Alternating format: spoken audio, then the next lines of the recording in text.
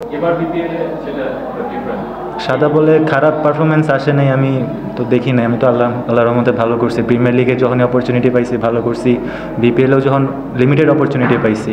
এবার রংপুর রাইডার্স যেহেতু আমার উপর ট্রাস্ট রেখেছে, ওদের ডোমেস্টিক টিমে ভালো খেলেছি, so I am very thankful. আর এমন না যে আমি খারাপ করে আসছি, আমি যখনই অপরচুনিটি পাইছি আমি ভালো খেলার চেষ্টা করেছি।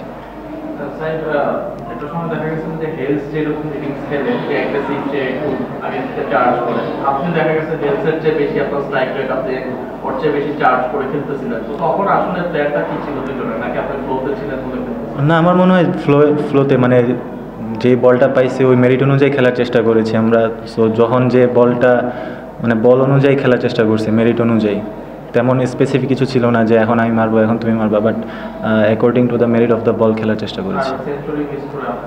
না, কোনো আক্ষেপ নাই। টিম জিতছে আলহামদুলিল্লাহ, ইনশাল্লাহ এরকম খেলার চেষ্টা করব।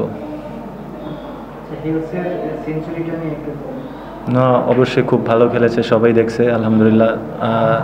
চেষ্টা মানে দোয়া থাকবে যাতে আরও এরকম ইনিংস খেলে।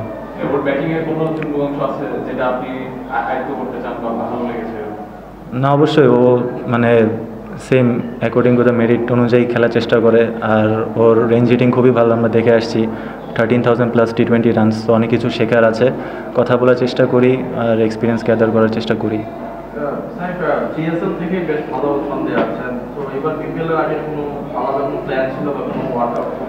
না, অবশ্যই প্ল্যান ছিল।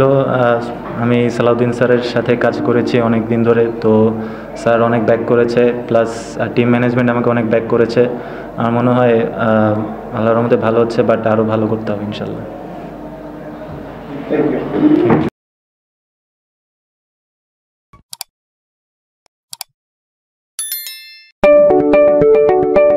আপনি কি ফটোগ্রাফার খুঁজছেন? আমাদের আছে এক ঝাঁক অভিজ্ঞ ফটোগ্রাফার।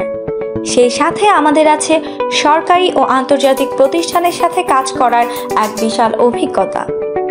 আমরা কর্পোরেট, মডেল, প্রোডাক্ট, ওয়েডিং, জন্মদিন সহ সকল ধরনের স্পোর্টস ফটোগ্রাফি সর্বোচ্চ কম মূল্যে করে থাকি। এছাড়াও আমাদের আছে নিজস্ব স্টুডিও। তাই আপনার ফটোগ্রাফির যে কোনো সেবা নিতে আমাদের সাথে আজই যোগাযোগ করুন।